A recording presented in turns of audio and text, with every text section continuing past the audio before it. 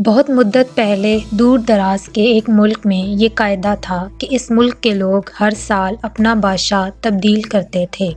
جو بھی بادشاہ بنتا وہ ایک عہد نامے پر دستخط کرتا کہ اس کی حکومت کا 1 سال مکمل ہونے کے بعد وہ اس عہدے سے دستبردار ہو جائے گا اور اسے ایک دور دراز جزیرے پر چھوڑ دیا جائے گا جہاں سے وہ کبھی واپس نہیں آ سکے گا۔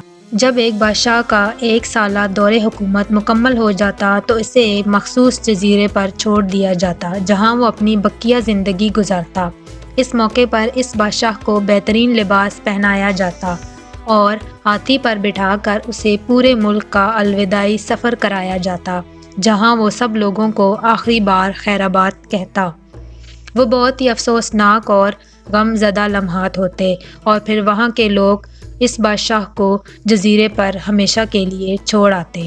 ایک مرتبہ لوگ اپنے پرانے بادشاہ کو جزیرے پر چھوڑ کر واپس آ رہے تھے کہ انہوں نے ایسا سمندری جہاز دیکھا جو کچھ دیر پہلے ہی تباہ ہوا تھا اور ایک نوجوان شخص نے خود کو بچانے کے لیے لکڑی کے ایک تختے کا سہارا لے رکھا تھا۔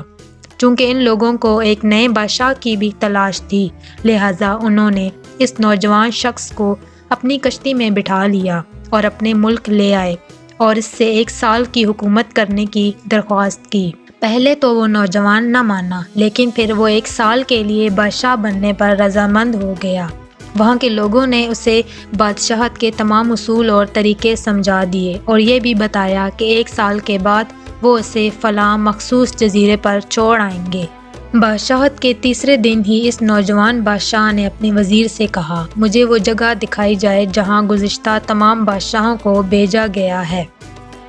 بادشاہ کی خواہش کا احترام کرتے ہوئے اسے وہ جزیرہ دکھانے کا اہتمام کیا گیا۔ وہ جزیرہ مکمل طور پر جنگل تھا اور جنگلی جانوروں سے بھرا ہوا تھا۔ ان جانوروں کی آوازیں جزیرے کے باہر تک سنائی دے رہی تھی۔ بادشاہ جائزہ لینے کے لیے تھوڑا سا جنگل کے اندر گیا اور وہاں اس کے پچھلے تمام بادشاہوں کے ڈھانچے پڑے نظر آئے۔ وہ سمجھ گیا کہ بہت جلد اس کا بھی یہی حال ہوگا اور جنگلی جانور اس کو چیر پھاڑ کر کھا جائیں گے۔ واپس پہنچ کر بادشاہ نے مضبوط و توانا جسم کے 100 مزدور اکٹھے کیے، ان سب کو اس جزیرے پر لے گیا اور حکم دیا کہ جنگل کو 1 ماہ میں مکمل طور پر صاف کر دیا جائے، تمام خطرناک جانوروں کو مار دیا جائے اور سب فالتو درخت کاٹ دیے جائیں۔ وہ ہر ماہ جزیرے کا دورہ کرتا اور کام کی نگرانی بھی خود کرتا۔ پہلے مہینے میں ہی تمام خطرناک جانوروں کو مار دیا گیا اور پھر بہت سے درخت بھی کاٹ دیے گئے۔ دوسرے ماہ جزیرہ مکمل طور پر صاف ہو چکا تھا۔ اب بادشاہ نے مزدوروں کو حکم دیا کہ جزیرے پر مختلف مقامات پر خوبصورت باغات تعمیر کیے جائیں۔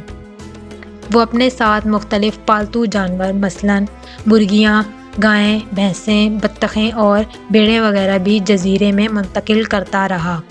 تیسرے مہینے میں بادشاہ نے اپنے مزدوروں کو حکم دیا کہ ایک شاندار گھر تعمیر کریں اور اس جزیرے پر ایک بڑی سی بندرگاہ بھی بنائیں۔ گزرتے مہینوں کے ساتھ ساتھ وہ جزیرہ ایک خوبصورت شہر میں بدلتا جا رہا تھا۔ وہ نوجوان بادشاہ بہت سادہ لباس زیب تن کرتا اور اپنی ذات پر بہت کم خرچ کرتا۔ اپنی بادشاہت کی زیادہ تر کمائی وہ جزیرے کو بنانے میں لگاتا رہا۔ 10 ماہ گزر جانے کے بعد بادشاہ نے اپنے وزیر سے کہا، میں جانتا ہوں کہ 2 مہینے بعد مجھے جزیرے میں چھوڑ دیا جائے گا، لیکن میں ابھی سے وہاں پر جانا چاہتا ہوں۔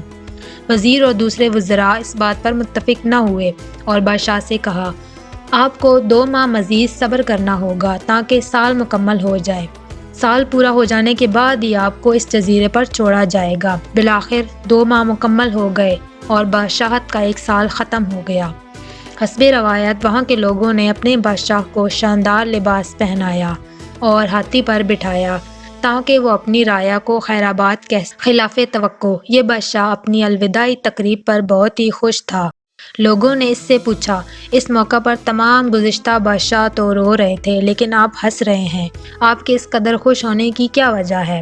اس نوجوان بادشاہ نے جواب دیا، تم لوگوں نے داناؤں کا وہ قول نہیں سنا، جب تم ایک چھوٹے بچے کی صورت میں اس دنیا میں آتے ہو تو تم رو رہے ہوتے ہو اور باقی لوگ سب ہنس رہے ہوتے ہیں۔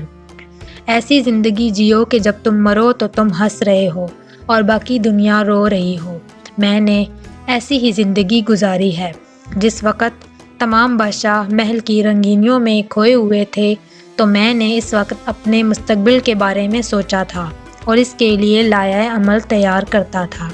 میں نے اب اس جزیرے کو ایک ایسی خوبصورت قیام گاہ میں تبدیل کر دیا ہے جہاں اب میں اپنی باقی کی زندگی نہایت چین اور آرام و سکون سے گزاروں گا۔